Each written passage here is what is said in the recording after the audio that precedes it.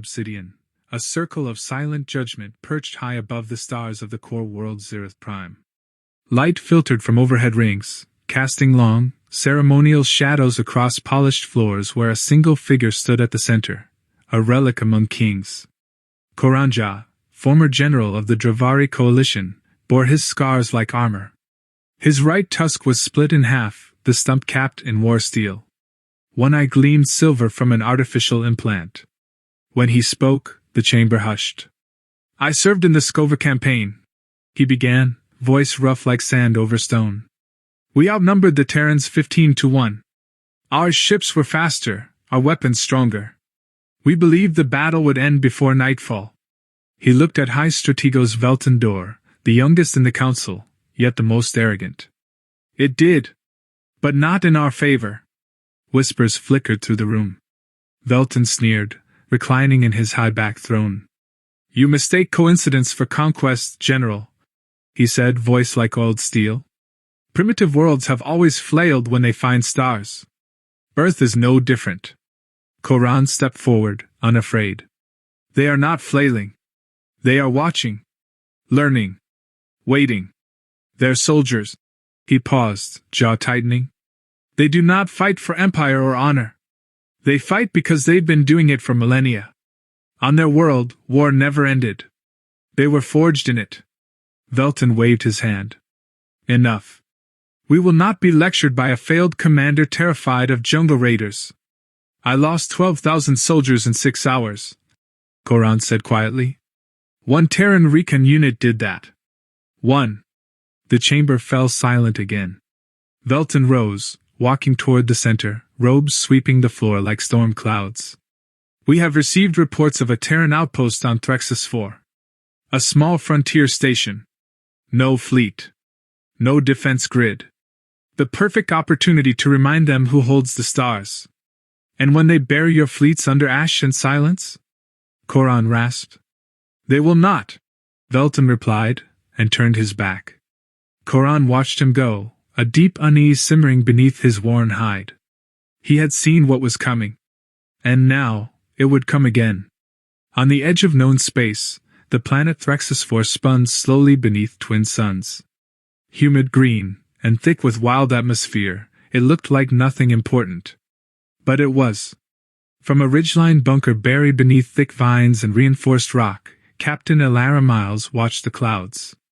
Her fingers tapped the receiver's edge, a habit born from years in the field. Around her, the command center buzzed with quiet urgency, screens flickered, low-band comms pinged, and her team worked with military precision. "Signal confirms," her comms tech said. 12 ships. Ident codes match Empire diplomatic patterns, but the timing's off. Elara already knew. The Empire didn't do diplomacy on the frontier. She straightened, black ops fatigues pressed and armor half-clasped. Her presence alone settled the room. "They'll call it a peaceful transition," she said. "Standard annexation protocol." Her second-in-command, Lieutenant Rodriguez, frowned. "You think they'll actually fire on us?" "They won't ask," she replied. "They'll assume we'll kneel." Outside, the outpost was a speck on the planet's northern ridge. 14 soldiers. 3 drones. 1 anti-vehicle turret half buried in the mud. Against an Imperial fleet, it wasn't even a speed bump. She moved to the holodable and tapped in formations. "We prep defensive positions. Layer the jungle with shrap mines. Set decoy transmitters in the valley." Rodriguez glanced at her. "We're not evacuating?" "No." She met his eyes. "We hold." He hesitated. "Captain, with respect, we can't win this. I'm not here to win. I'm here to remind them that we won't be erased quietly." The Imperial fleet emerged from FTL like a god's fist tearing into orbit. 12 ships in perfect phalanx formation, hulls gleaming with royal sigils, bristling with ceremonial banners. This wasn't a battle group, it was theater. On board the flagship Imperator Vexus, Strategos Velton watched the planet below. His aide leaned in. "The outpost commander has responded. Play it." The screen blinked. Elara Miles appeared. Helmet off, face unflinching. Her voice was steady, unshaken.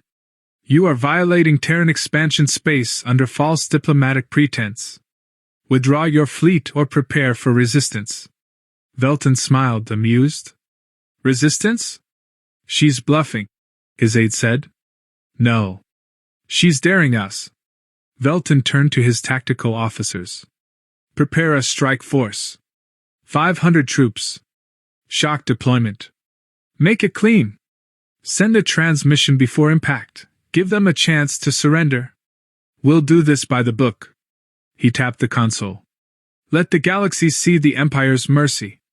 Koranja stood in the corner, silent, observing the unfolding arrogance like a man watching a blade slowly fall. As the drop pods began their descent, Koran whispered to himself, unheard beneath the thunder, "She will bury them in fire." In the jungle, thunder rolled. Alara stood with her squad beneath the canopy, heat dampening their armor. Her visor reflected the falling pods, distant lights flaring like meteors. "Positions," she ordered, voice transmitted across secure lines. "You know the drill." Her team moved like water, silent, efficient. Mines were armed. Drones activated. Sniper nests ready. She crouched beside Rodriguez. He checked the feed. 500, just like we expected. "Think they brought tea?" "They brought a lesson," she muttered. Rodriguez grinned. "For them or us?" Alara didn't answer. Above them, the jungle swallowed light. The war began with a scream and a flash of white. The first Imperial trooper hit the ground with his throat cut before he ever raised his rifle. The rest landed seconds later, boots hammering into the mud, armor glinting beneath the canopy. 500 soldiers deployed in precise formation, moving with mechanical discipline through dense foliage. The jungle steamed around them, thick with silence. No birds. No wind. Just heat and breath. Then came the first blast. A chain of anti-personnel mines triggered across the left flank, shredding 20 soldiers instantly. No warning. No visible threat. Their screams were muffled by the roar of fire and the hiss of burning synthetic fabric. Captain Alara Miles watched from an elevated ridge through her scope, unmoved. Her voice was low and steady in her team's comms. "Phase 1 complete. Shift to redline positions. Eyes on rear units." The Terran squad moved like predators, silent, coordinated, each knowing their place without need for words. Snipers picked off lieutenants. EMP darts knocked out comms. Drones buzzed through the canopy, disrupting sensors. The Imperials fell into chaos. On the Imperator Vexus, Strategos Velton stared at his battlefield monitor, confused. "What is this?" he snapped.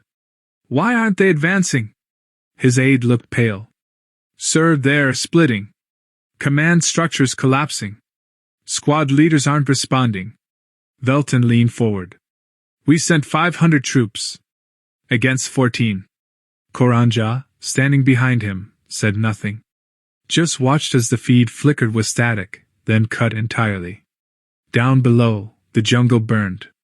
Imperial squads scattered as misdirection pulses bounced off terrain, feeding them false locations. A full platoon followed a phantom signal straight into a trench laced with detcord. When the charge detonated, it ripped the forest open. Alara moved with surgical efficiency, double-tapping one officer who stumbled from the smoke, his eyes wide with confusion. "Stay fluid," she ordered. "They're panicking. Use it."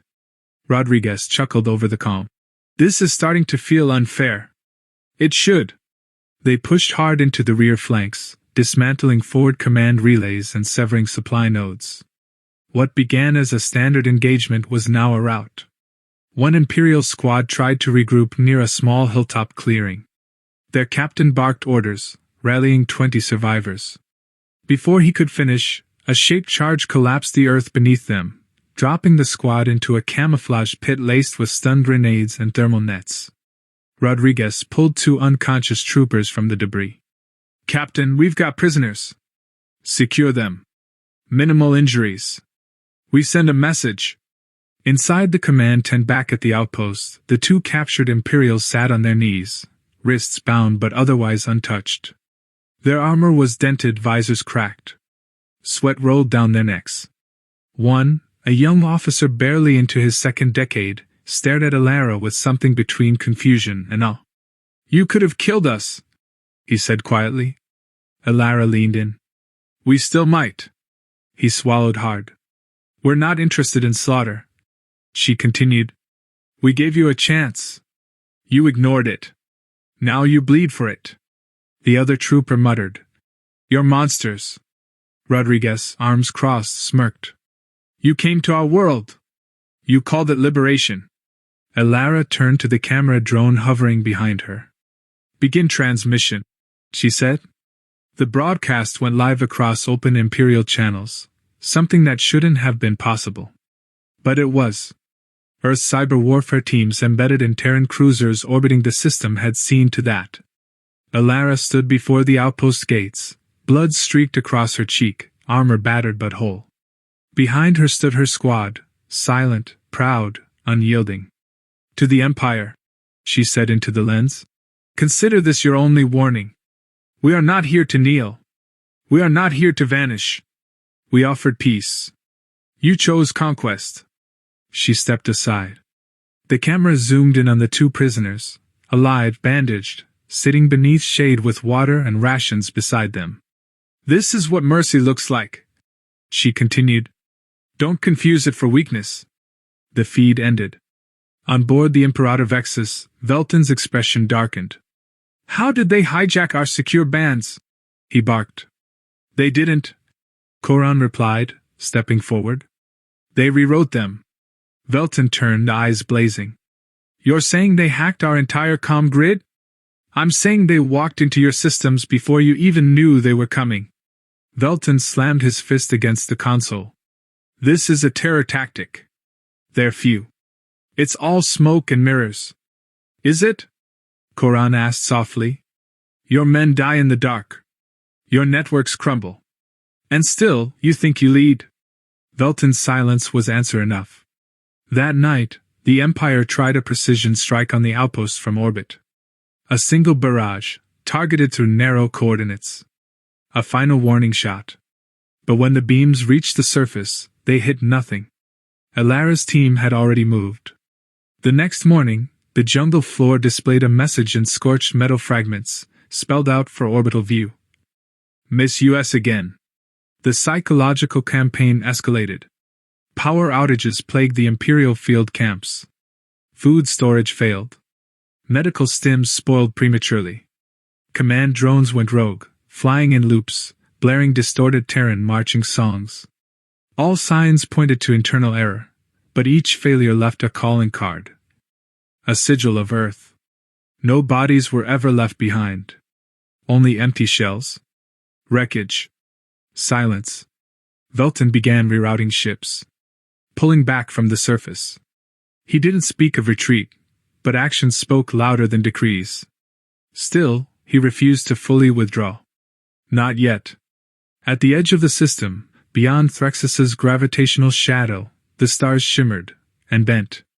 3 objects emerged from stealth fields. Long, sleek, black as void. No signals. No requests.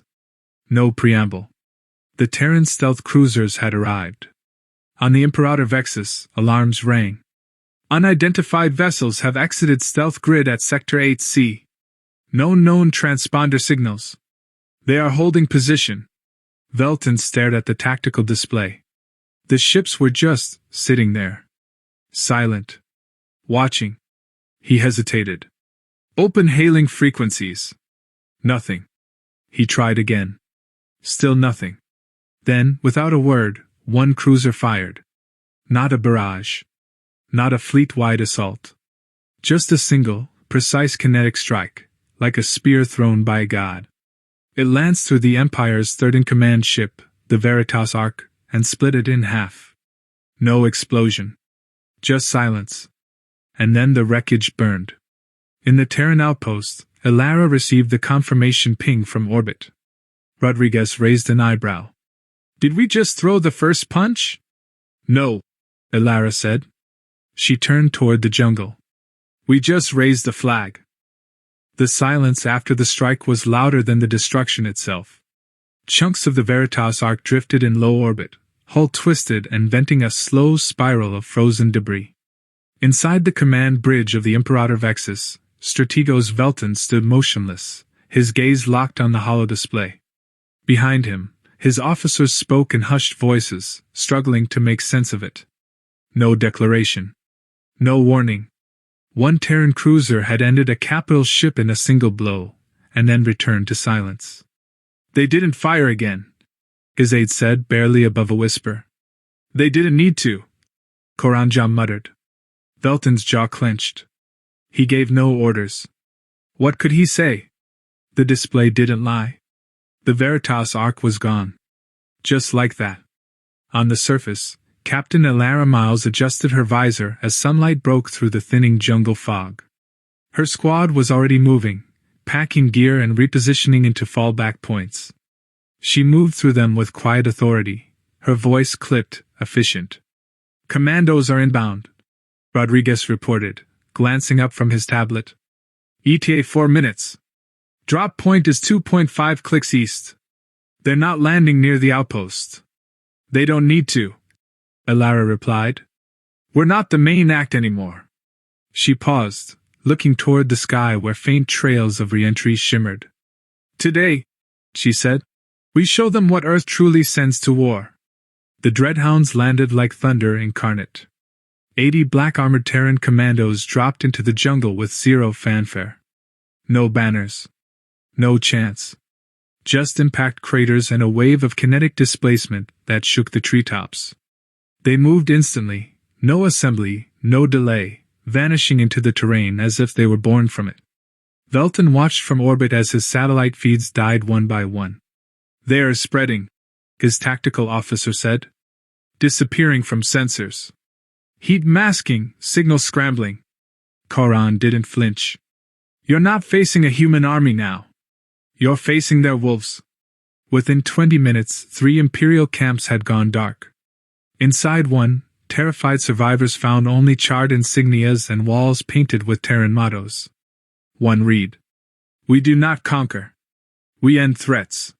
In another, an Imperial medic sobbed as he described seeing his CO vanish mid-sentence, dragged into the canopy. No gunfire. No struggle. Just a flash of motion and silence. Elara's voice crackled over her team's channel. Dreadhounds are operational. Time to punch the heart. Rodriguez grinned. You're enjoying this. No. I respect it.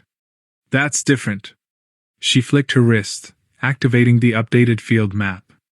Blue indicators blinked as human units coordinated without a single verbal exchange. They weren't reacting. They were hunting. In orbit, panic took root.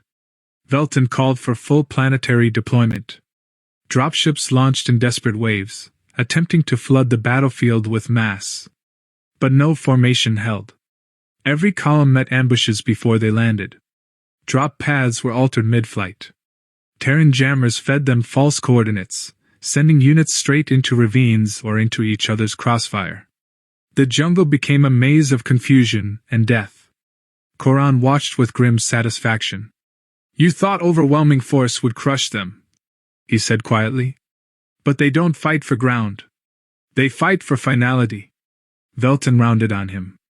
Then what would you do, General? Beg for peace? Koran met his eyes. I would retreat, before they stop allowing it. On the ground, Elara led her squad into the heart of the last Imperial command hub. The facility was a prefabricated fortress built in haste, strong, well defended, but predictable. That was its weakness. Drone sweep initiated, Rodriguez reported. 3 auto turrets. 16 active personnel. Main uplink is underground. Split entry, Elara ordered. We breach through 2 sides, draw their fire outward. Dreadhound Team Theta hits the uplink. Moments later, synchronized detonations lit the perimeter. Smoke grenades rolled in through vents. Terran units surged forward in fluid arcs, not breaking stride even as enemy fire sparked off their armor. Elara moved like a shadow, cutting down defenders in close quarters. No hesitation. No unnecessary movement. A blade, not a hammer. When they reached the uplink, it was already under Dreadhound control. One of them nodded to her silently. Their armor bore no rank insignia, just a red triangle painted on their shoulders, marking them as Apex certified. She keyed into the Imperial system, copied every piece of encrypted communication, and inserted a final message. Cease fire. Evacuate. Or escalation will follow. Aboard the Imperator Vexus, Velton stared at the transmission. Is that a threat? No, Coran said behind him. That is mercy. And it will expire. There was a long pause. Then Velton spoke, voice low. Issue a withdrawal order. Retrieve all surviving personnel. Begin orbital exit protocols. His aide blinked. Sir? He turned slowly. You heard me. The aide relayed the order. In the command silence, Coran exhaled, relief, but not victory. You'll never forget this day, he said. Velton's stare was dead. I'll make sure no one else has to repeat it. Atop the ridgeline on Threxus 4, Elara stood watching the skies. Imperial ships broke orbit one by one, trailing burn scars and escorting limping survivors. They didn't return fire. They didn't speak. They left. Rodriguez walked up beside her, helmet under his arm. So, we won? No, she said quietly.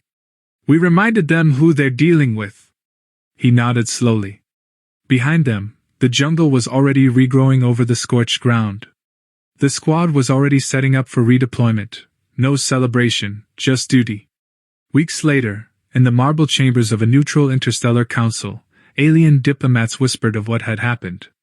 500? Gone? One asked. With barely a scratch on their side. Another replied.